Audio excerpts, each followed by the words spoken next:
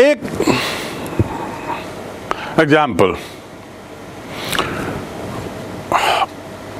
now let's do examples of dependent clause. What is a dependent clause?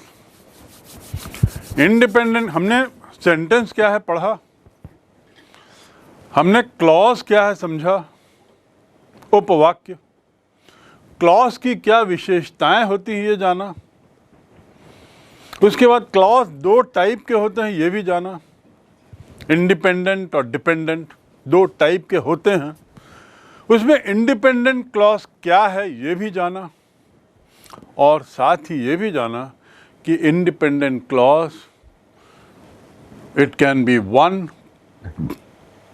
Clause sentence, it can be two clause sentence and it can be three clause sentence, और साथ में ये भी देखा कि दो independent clause को हम जोड़ सकते हैं कनेक्टर से, और वो क्या क्या कनेक्टर्स हैं ये हमने बताया। अब जो दो टाइप की बात हुई थी उसमें हम दूसरे टाइप पे आते हैं, second type of clause, dependent clause. What is a dependent clause? है तो क्लॉज, यानी एक वर्ब जरूर होगा और उसके साथ ही एक सब्जेक्ट भी जरूर होगा, लेकिन डिपेंडेंट होगा। किस पर डिपेंडेंट होगा? इंडिपेंडेंट क्लॉज पर डिपेंडेंट होगा। किस पर डिपेंडेंट होगा? इंडिपेंडेंट क्लॉज पर डिपेंडेंट होगा। वह स्वतंत्र क्लॉज पर निर्भर है। क्यों निर्भर है, कैसे निर्भर है, क्या है निर्भरता, वाक्य कैसे किसी पर निर्भर हो जाएगा, इसको आप समझने की कोशिश करते हैं। What is that? A dependent clause cannot function on its own. इसीलिए तो इसको डिपेंडेंट बोलते हैं ना, क्योंकि वो स्वयं काम नहीं कर सकता, स्वयं वो पूरा अर्थ नहीं दे सकता। एक वाक्य का काम क्या है? एक वाक्य का काम है किसी की भावना को व्यक्त करना, और भावना व्यक्त करते हुए उसका पूरा अर्थ देना। भावना तो तभी व्यक्त होगी ना जब उसका अर्थ देंगे, जब उसका कुछ अर्थ निकलेगा तभी तो भावना व्यक्त हुई, जो मैं कहना चाह रहा हूं वो पूरा अर्थ निकले, तो सेंटेंस। अब यहां पे डिपेंडेंट क्लॉज है तो क्लॉज मतलब उसमें सब्जेक्ट भी होगा, उसमें प्रेडिकेट भी होगा, उसमें वर्ब भी होगा, तो है तो क्लॉज। लेकिन मेन क्लॉज जिसे हम इंडिपेंडेंट क्लॉज कह लें, उस पर वो निर्भर है। क्या है ये निर्भरता? Number one, dependent clause cannot function on its own because, number one, it leaves a thought incomplete. It leaves an idea unfinished. जो भी बोलना चाह रहा है वो कुछ छूट जाता है, कुछ चीज़ छूटी ही लगती है। हम आएंगे आगे, अभी आप इतना समझ लो कि it is not a complete sentence. I mean the meaning is not complete. It may be a complete sentence, क्योंकि एक सेंटेंस के लिए क्या जरूरी है? वर्ब और सब्जेक्ट दोनों तो है इसमें, but it does not leave behind a complete idea. कुछ तो कमी लगती है। ये जो कुछ तो है वो क्या है वो आगे हम समझेंगे, पर इतना जान लो कि it cannot function on its own because there is something, some shortcoming. दूसरा, ये जो डिपेंडेंट क्लॉज है इसको हम सबऑर्डिनेट क्लॉज भी कह सकते हैं। सबऑर्डिनेट मतलब क्या होता है? सबऑर्डिनेट। सबऑर्डिनेट शब्द हमने कहाँ सुना है? नॉर्मली, सामान्यतः, I am subordinate to my boss, मैं अपने बॉस के नीचे हूं। He is my subordinate. I am the captain of the class and Ram is my subordinate. मेरे नीचे है मतलब वाइस कैप्टन है। He is my subordinate. तो subordinate मतलब किसी के नीचे होना, वहीं से ये मीनिंग लिया गया है। डिपेंडेंट क्लॉज मतलब किसी पे निर्भर होना, उसी को दूसरे रूप में बोला गया है सबऑर्डिनेट क्लॉज मतलब किसी के नीचे रहना। किसके नीचे रहेगा? इंडिपेंडेंट क्लॉज, जिसको हम मेन क्लॉज भी बोल सकते हैं, उसके नीचे रहेगा। So it is also called a subordinate clause. अब देखिए पॉइंट नंबर 1 क्या था? It is incomplete, it looks incomplete, it is not incomplete, it looks incomplete. कुछ तो कमी लगती है, बस ये याद रखिए, कुछ तो कम रखता है. तो दूसरा पॉइंट डिपेंडेंट क्लॉज के लिए है कि it helps independent clause complete it's sentence. Independent clause के वाक्य को ये पूरा करने में मदद करता है. A dependent clause cannot form a complete sentence. A dependent clause cannot form a complete sentence. ये हुआ dependent clause की विशेषता.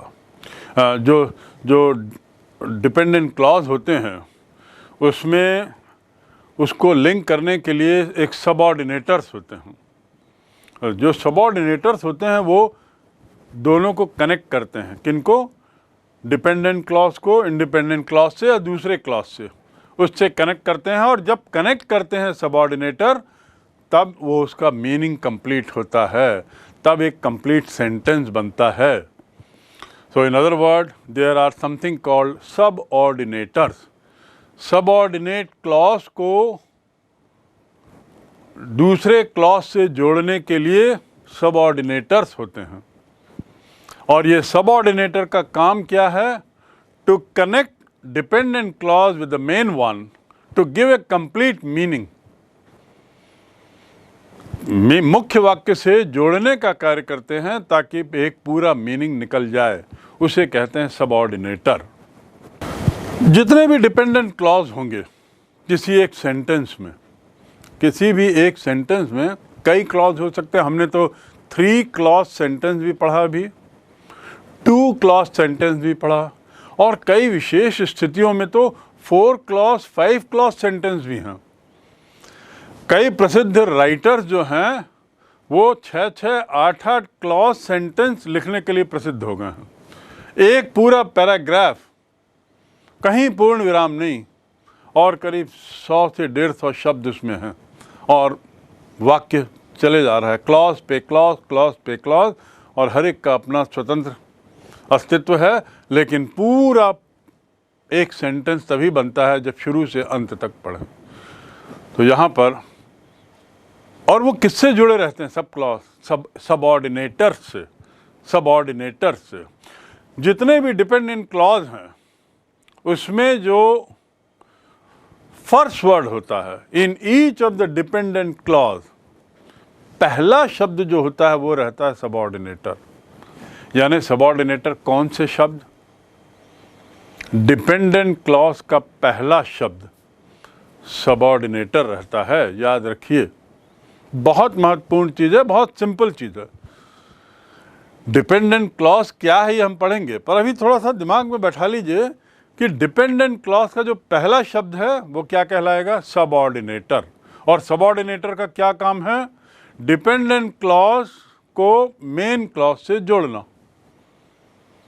दूसरे शब्दों में मेन क्लॉज का आखिरी शब्द के बाद डिपेंडेंट क्लॉज का पहला शब्द आता है और वो सबऑर्डिनेटर रहता है. सबऑर्डिनेटर क्या क्या हैं? नॉर्मली ये रहते हैं रिलेटिव प्रोनाउन, कंजंक्शन और नाउन क्लॉज. ये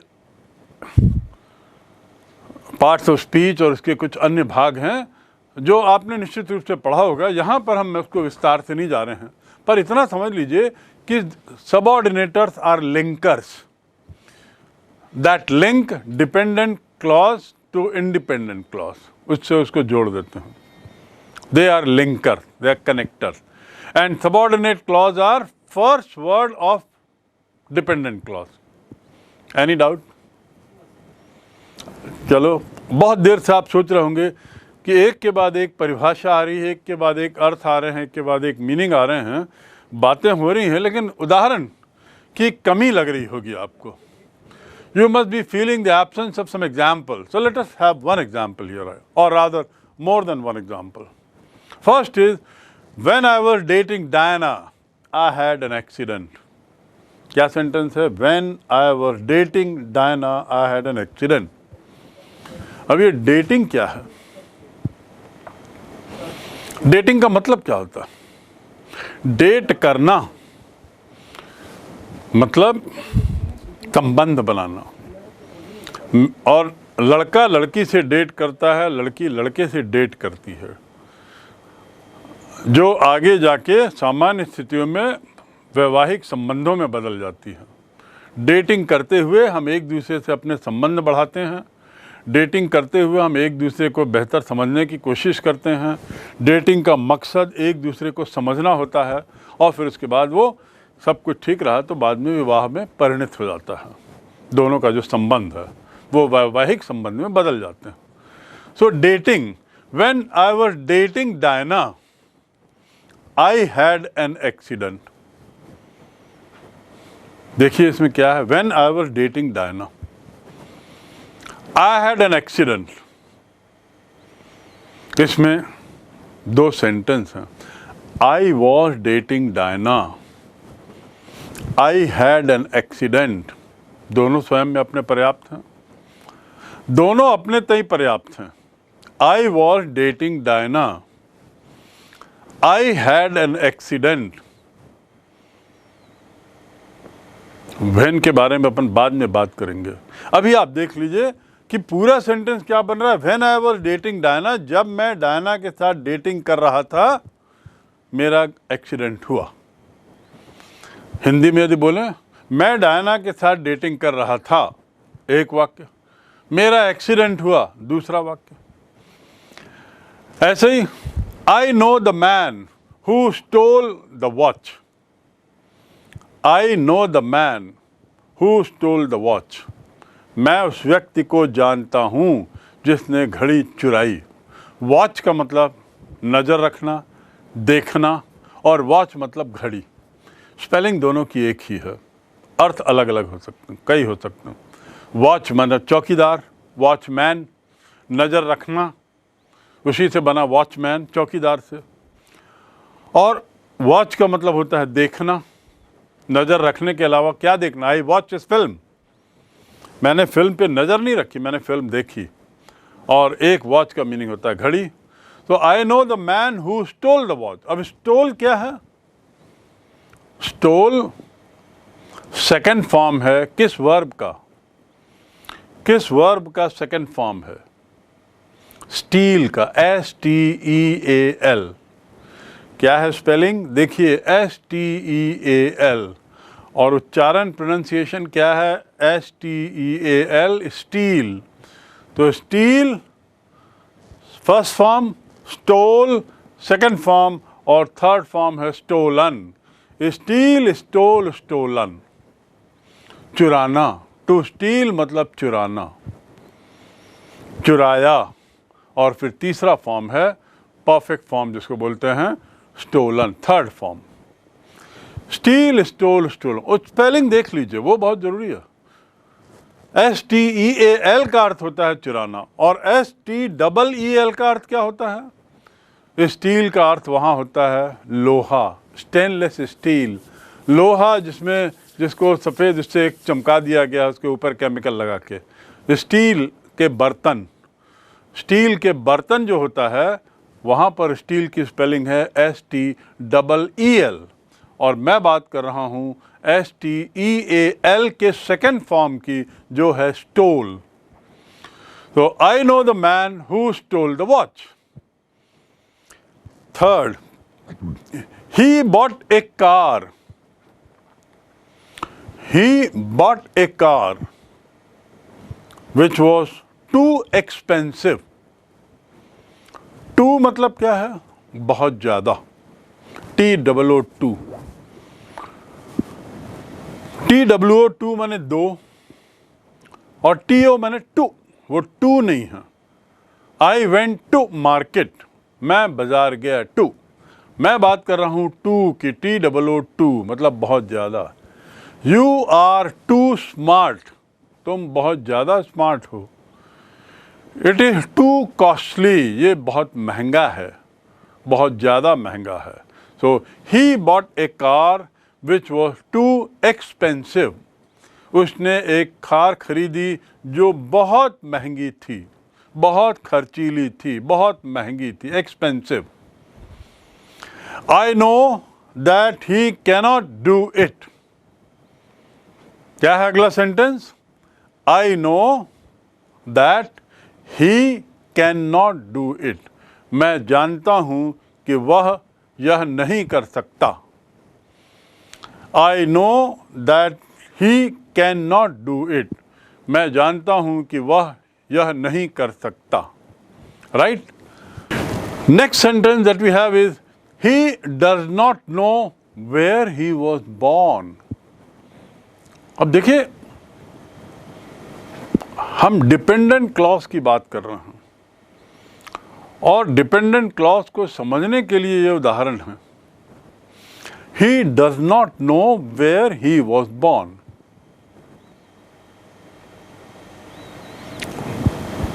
इसमें कौन सा डिपेंडेंट है, कौन सा मेन है, और इसमें सबऑर्डिनेटर कौन सा है या कनेक्टर कौन सा है। इसमें डिपेंडेंट क्लॉज का पहला वर्ड सबऑर्डिनेटर होना चाहिए। So we will study all that. Now next is, if you don't eat, I won't go. If you don't eat, I would not go. Right? And last sentence, he is very talented player, though he is out of form. He is very talented player, though he is out of form. अब ये आपके सामने सब उदाहरण हैं जिसमें एक dependent है, एक इंडिपेंडेंट है और बीच में कनेक्टर हैं। वैसे तो उसमें काफ़ी कुछ आप समझ गए होंगे कि डिपेंडेंट कौन सा है और इंडिपेंडेंट कौन सा है या मेन कौन सा है और सबऑर्डिनेट कौन सा है, कनेक्टर कौन सा है। लेकिन फिर भी हम और इसको थोड़ा समझने की कोशिश करें ताकि गलती हमारी न्यूनतम हो जाए। तो यदि हम बात करें तो क्लॉजेस की यदि बात करते हैं तो क्लॉज जो होते हैं वो इंग्लिश लैंग्वेज के बिल्डिंग ब्लॉक्स हैं। Any sentence that you right which has a subject and an action, वो तो क्लॉज कहलाता है। फिर से थोड़ा सा देख लें। और फ्रेज क्या है? आगे आप फ्रेज भी पढ़ेंगे। क्लॉज में जैसा हमने बार बार कहा, एक सब्जेक्ट रहेगा, एक वर्ब रहेगा। अब फ्रेज क्या है? फ्रेज वो है जिसका खुद का कंप्लीट सेंस नहीं निकलता है, जिसका खुद का कंप्लीट सेंस नहीं निकलता। A phrase is a group of words again like a clause which makes sense. उसमें कुछ अर्थ निकल जाता है लेकिन पूरा नहीं निकलता, but not the complete sense. तो फ्रेज के बारे में तो हम बाद में और विस्तार से पढ़ेंगे। इसका जिक्र यहाँ इसलिए कर दिया क्योंकि कहीं आप अचानक फ्रेज कहीं पढ़ो और उसकी भी मीनिंग परिभाषा यही दिखे तो आप कंफ्यूज हो जाओगे। ऐसा नहीं है, फ्रेज कुछ थोड़ी अलग चीज़ है, ये कंप्लीट सेंस नहीं बनाता, जबकि एक क्लॉज जो है वो अपने में स्वयं में कंप्लीट सेंस बनाता। For example, a clear blue sky, a clear blue sky, एक खुला नीला आकाश। क्या अर्थ निकल रहा? A clear blue sky welcome me in Leh. A clear blue sky welcome me in Leh. अब देखिए दोनों में क्या अंतर है। एक क्लियर ब्लू स्काई करके मैं रुक गया और दूसरे में मैंने आगे कुछ और बोला है। A clear blue sky welcome me in Leh is a clause because the subject जो है a clear blue sky और verb क्या है? welcomed। इसमें सब्जेक्ट भी है और वर्ब भी है। एक क्लियर ब्लू स्काई सब्जेक्ट है। दूसरे शब्दों में फ्रेज में सेंस तो पूरा रहेगा पर शायद दोनों, जरूरी नहीं है कि दोनों हो, उसमें सब्जेक्ट हो और वर्ब हो। फ्रेज में यहाँ पर आपने देखा सब्जेक्ट जैसी चीज़ तो दिखी, एक क्लियर ब्लू स्काई, पर वर्ब नदारद है। That is a phrase. कुछ तो मीनिंग निकलता है। क्या मीनिंग निकला? ए क्लियर ब्लू स्काई मतलब खुला नीला आकाश। लेकिन ऐसा लग रहा है कि बोलना क्या चाह रहे हो। मैं यदि आपको बोलूं खुला नीला आकाश और रुक गया, आप मेरे को वाक्य कंप्लीट करने की प्रतीक्षा करते हुए नजर आओगे। Others would notice that you are waiting for me to complete my sentence after I said खुला नीला आकाश, after I say clear blue sky. You will be noticed waiting for me to complete some sentence. Only thing I have said is clear open sky. But क्या बोलना चाह रहे हो? खुला आकाश बोल के। ऐसा फ्रेज है जिसमें वर्ब नहीं है, और क्लॉज में वर्ब और फ्रेज दोनों होता है। दो तरह के क्लॉज मैंने बताया, इंडिपेंडेंट क्लॉज, डिपेंडेंट क्लॉज। और इंडिपेंडेंट क्लॉज को मेन क्लॉज भी कहते हैं या प्रिंसिपल क्लॉज भी कहते हैं। प्रिंसिपल की स्पेलिंग फिर यहाँ देखिए, जैसे मैंने स्टील की स्पेलिंग आपको बताई, STEAL स्टील माने चोरी करना, और STEEL स्टील माने लोहा, खास लोहा। वैसे ही प्रिंसिपल और प्रिंसिपल में अंतर देख लीजिए। यहां जो प्रिंसिपल लिखा है यानी मुख्य या प्राचार्य, और सिद्धांत PRINCIPLE वो सिद्धांत है। PRINCIPLE उच्चारण वही है थोड़ा सा, प्रिंसिपल, और ये है प्रिंसिपल। प्रिंसिपाल नहीं बोलते, प्रिंसिपल, और वो है प्रिंसिपल। स्पेलिंग बहुत एक दूसरे से मिलती। ऐसी एक बहुत कॉमन मिस्टेक हम करते हैं। नीचे हम पैर में क्या पहनते हैं? चप्पल। चप्पल को अंग्रेजी में क्या कहते हैं? चप्पल को अंग्रेजी में क्या कहते हैं? स्लीपर। क्या कहते हैं? हिंदी में लिखें तो स्लीपर। स्लीपर नहीं कहते माय डियर फ्रेंड्स। चप्पल को अंग्रेजी में स्लीपर नहीं कहते, चप्पल को अंग्रेजी में स्लीपर कहते हैं। ल में छोटे ही की मात्रा होती है, स्लीपर। अब ये स्लीपर और स्लीपर में क्या अंतर है? स्लीपर ना, स्लीपर यस। स्लीपर का मतलब क्या? कहाँ से बना है शब्द? टू स्लिप से बना। टू स्लिप, SLIP, स्लिप यानी फिसलना। तो स्लीपर वो चीज़ है जिसमें पैर को फिसल के डाल देते हैं अंदर, वो स्लीपर है। और स्लीपर क्या है? जिस पे हम सोते हैं वो स्लीपर है। जिस पे हम सोते हैं वो स्लीपर है, और जिसको पैर में पहनते हैं वो स्लीपर है। और स्लीपर की स्पेलिंग है SLEEP। स्लीप से बना स्लीपर, सोने से बना स्लीपर, नींद सोने से बना स्लीपर। और स्लीपर फिसलने से बना, क्रिया फिसलना। हम लोग कैसा हास्यास्पद बोल देते हैं कि मैं स्लीपर पहना हुआ हूं। ऐसा कभी नहीं होता, बहुत गलत है। तो यहाँ इसको करेक्ट करें। तो we come back to our point again कि इंडिपेंडेंट क्लॉज जो है उसको मेन क्लॉज भी कहते हैं और उसको प्रिंसिपल क्लॉज भी कहते हैं। और मेन क्लॉज जो है उसमें सब्जेक्ट ऑब्जेक्ट दोनों रहता है और एक कंप्लीट सेंटेंस बनाता।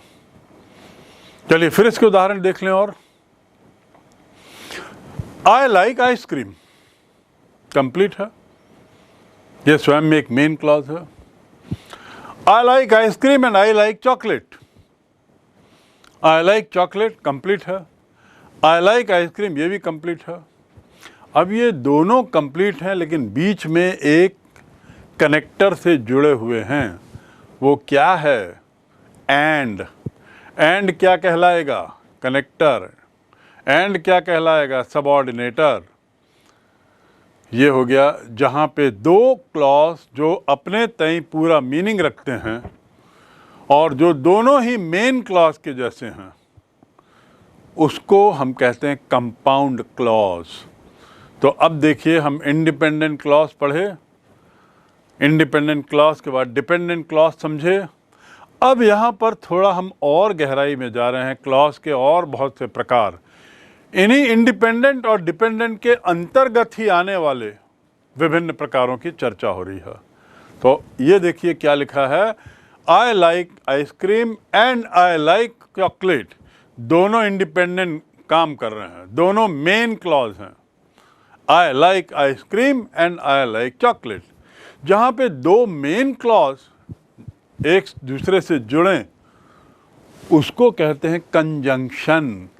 CONJUNCTION। क्या कहते हैं? उसे कहते हैं कंजंक्शन। तो conjunctions are those words which connect two main clauses like and. New way to learn. Now, there are different ways to learn these with different kind of examples. We have been doing certain types of it. For example, just now we learned independent clause, dependent clause. Then we also learned different types of main clauses here. So, let's move further and try to understand further on these clauses. जिसे मैंने dependent clause कहा उसको मैंने subordinate clause भी कहा। Yes, और dependent का अर्थ क्या होता है? निर्भर होना। और सबऑर्डिनेट का अर्थ क्या होता है? किसी के नीचे रहना। दूसरे शब्दों में निर्भर होना। It means dependent clause is also known as subordinate clause. उसका भी एक सब्जेक्ट होता है, उसका भी एक वर्ब है, और